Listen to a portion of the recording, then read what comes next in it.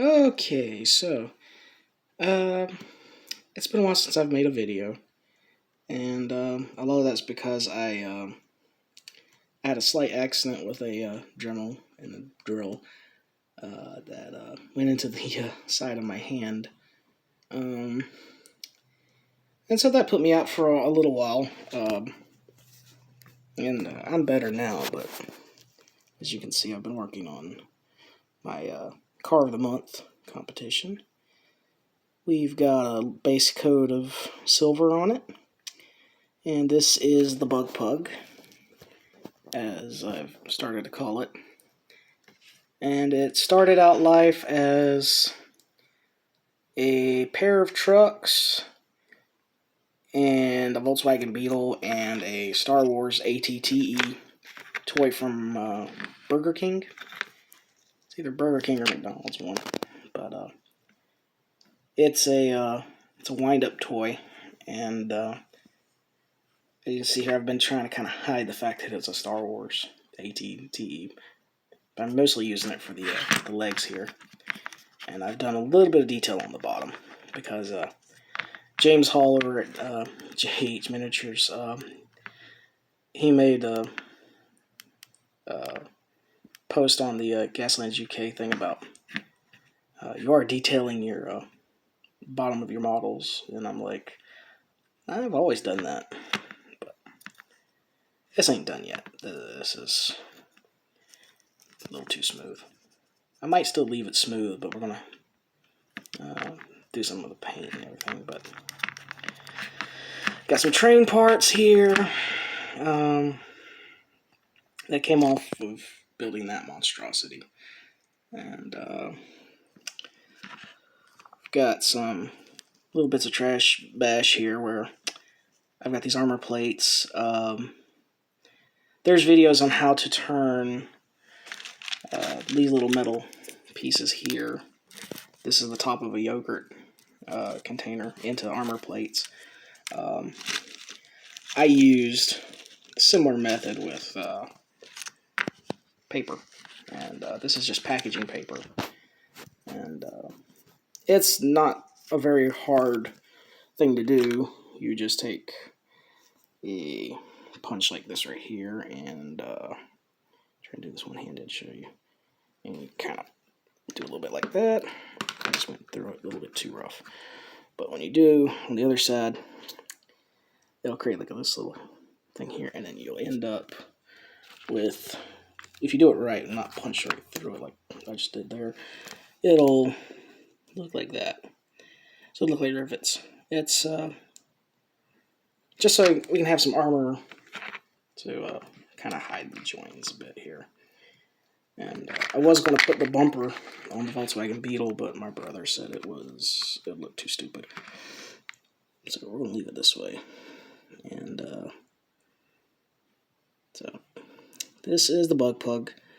It's got twin arc lightning cannons and a combat laser. So basically it's going to be the bane of anything it's behind. And because it's a heavy truck with legs, which I guess will be flavored as tank tracks in the game, it's not going to be outrunning anybody. So it's probably likely going to be behind something. And the pack is not going to like it when these things fire off. At least that's a theory.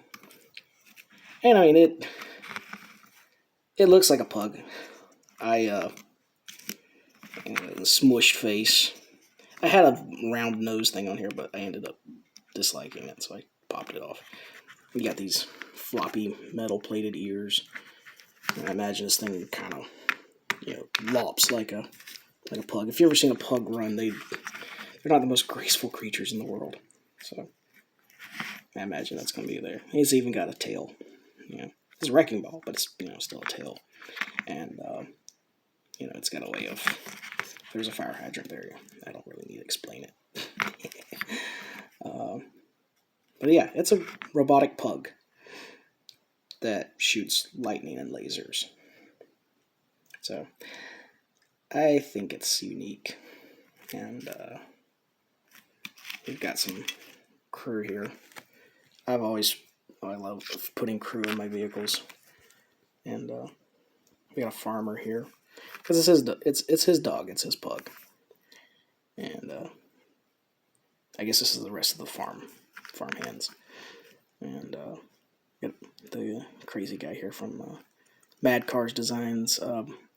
It's the guy from Mad Max 2, and I can't remember his name to save my life right offhand without Googling it, which is probably a cardinal sin in the Gaslands group, but I hope having a cute lady friend beside you helps.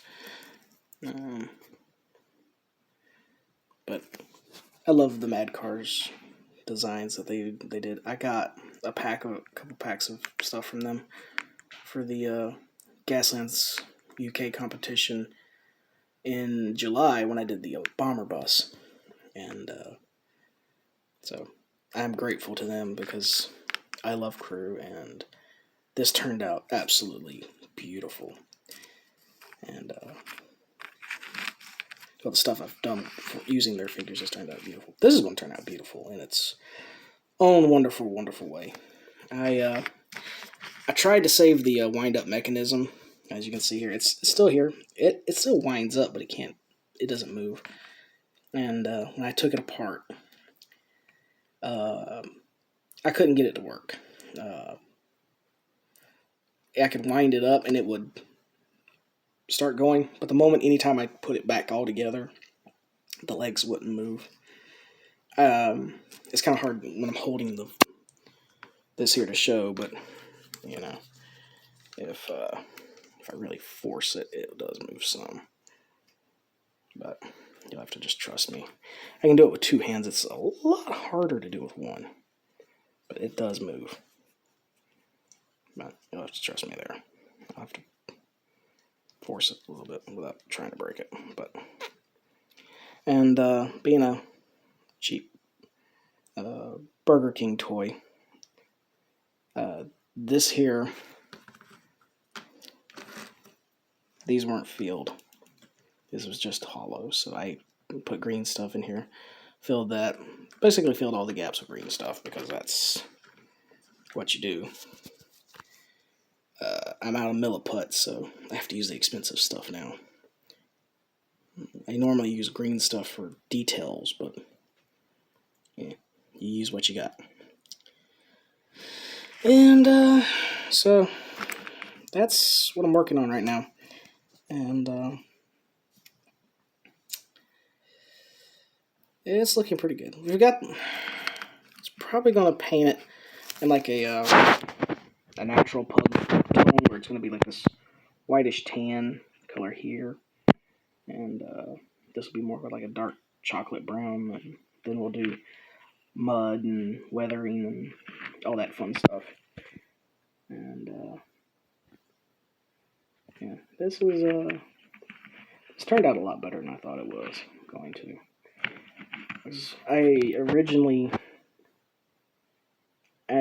When I picked out this ATTE to use as the robot, because the competition is really the robot of the month. I was originally because there was originally these legs here, and this because it's a six-legged thing, and I thought I was either going to find something to add a pair of legs and make it like a spider or some sort of insect, or a dog. And I had a Hotweiler, and I couldn't bring myself to cut it to use. And so I used this flat truck because I was like, it fits very well here. And so then I was like, that's flat-faced. It's going to be like a little bulldog. And then I was like, well, it's so ugly, it's cute. So it's more like a pug. And so that's what this has become, is the Bug Pug, because of the Volkswagen Beetle. And that is what I'm working on right now. And I think it's going to turn out really well. On to other things. Yeah, like I said before, I accidentally drilled my hand, and that really, really hurt. But on the plus side, because I injured myself, my wonderful folks decided to give me this thing here, and so now I've got something to hold a vehicle or model or whatever I'm working on while I'm drilling, and it doesn't really fit. It doesn't hold very well, but it'll do. And but it does what it's supposed to, and it's a lot safer than me holding something in the palm of my hand and then drilling down into probably giving people whiplash moving the camera around like that. But instead of trying to drill into a hole here while it's in my hand, it's probably safer to have it in a vise. That way, if it does slip, it'll go into the vise and not me. Pain is not what I like. Some people like pain. I am not too crazy on pain. But that's the Bug Pug. That's what we're working on. And as far as what's coming up next, I am not quite sure what I'm going to do yet. I'm torn between doing showing off the models I've already built and doing vignettes on them and focus, and or I could do tactical videos. And what I thought about doing was picking up the rule book for Gaslands Refueled, and we'd start at Rutherford and work our way through the sponsors, and I could give my insights on how to build cars for each sponsor, because each sponsor in this game really does change how you build your cars. And some are really good for ramming, because Rusty's is a great team just to build around ramming. Warden is a great team for building around ramming. But Rutherford and Miyazaki and Maxine, they're teams you don't want to be ramming, because Rutherford wants to be shooting. Miyazaki wants to be far away from everything that can hurt them, and Maxine actually can't generate their audience votes if they hit things, so they're not exactly built for it. And on the other hand, a team like Slime can actually get extra movement if they ram things, because pinball. So, and I think going through that, trying to help people the way people have helped me is something I've thought about doing. If I can ever get a rig where I can set the camera up here where you can see me work, you can actually see the scar. It doesn't look that bad, but it's deeper than it looks. And but anyway, you could actually see my hands working and doing stuff. I think people would enjoy seeing me paint, because I don't own a lot of expensive paints. I own some of this. This is the most expensive paints I have. And this is almost dried up, and it's probably about 10 years old. But that's actually my favorite brand of paint. I've got some of this model color by Vallejo. I know there's people that swear by this, but I have a very love-hate relationship with Vallejo because some of their paint is really good. Some of their paint is so bad, I would rather use this. And it's the inconsistency that gets me about them. And I don't have any GW paint anymore because I've used it all. So I used that all years and years and years ago, and I haven't seen a reason to go back because I can get as good a quality with folk art, as far as paint goes, as GW to some degree. And but I would love to try Army Painter to see how they stack up, but I haven't had the time or money to really pick them up. And plus, it's so much easier to spend a couple bucks on this, especially when you're doing a massive amount of models. This here is about all you really need, especially for Gaslands. Because for Gaslands, they look better with a cheaper paint. If I put paint on this and it doesn't completely cover, it's not the end of the world, because a Gaslands card could be sun faded or chipped or scratched up, rusted. So if the paint's not perfect, that's fine. But I still use these for most of my work. And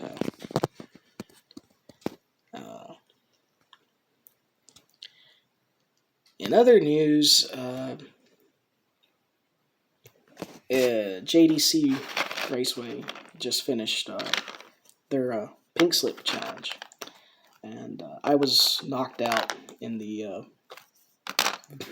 before the first round by Sean Shorter, and then his dad went and won the whole thing. If you haven't seen JDC, I recommend going and checking out his channel, because the drag racing that he does with the custom cars and stuff, that it's incredible. Him and Outlaw was it Outlaw Raceway? I'm going to kill my ass. I swear I can't think of his name now to save my life. They did a series together, and it was one of the best things to watch on YouTube. It was absolutely wonderful. I was invested in watching every single race, and so now I've got to decide what I'm going to do for the next Pink Slips challenge, which is a good ways off, but I've got options. My brain's got ideas, and everything from laughable to beautiful to absolutely crazy. Mile High Raceway did a Greyhound drag bus with Dale Earnhardt livery on it, and it was so damn cool. And among a ton of cool cars, because the eventual winner was Gary Shorter, and he had this number 11 Budweiser Pontiac GTO, and I swear that is one of the coolest looking customs I have ever seen, and I absolutely loved it. So him winning it was just icing on the cake. I was like, yeah, it's Pink Slips. I lost my ride, which was my Kukulkan Chariot, but I can't be mad because there were so many cool cars, and it was so fun to watch. And Jay over at JDC, he does such a wonderful, wonderful job with his channel. And he got me, like I said, in my very first episode, I said he's the one that got me into this. So I feel a bit off not mentioning that really cool thing. And I figured I'd go ahead and end this episode mentioning that, because it deserves to be mentioned and it deserves to draw attention. So this is the Bug Pug so far, and hopefully it will be the winner of the Gaslands UK Car of the Month competition. But if not, I still have a robotic pug, and no one else can say that. So take care, everybody. Be safe, and shoot something with dice. Yeah, take care.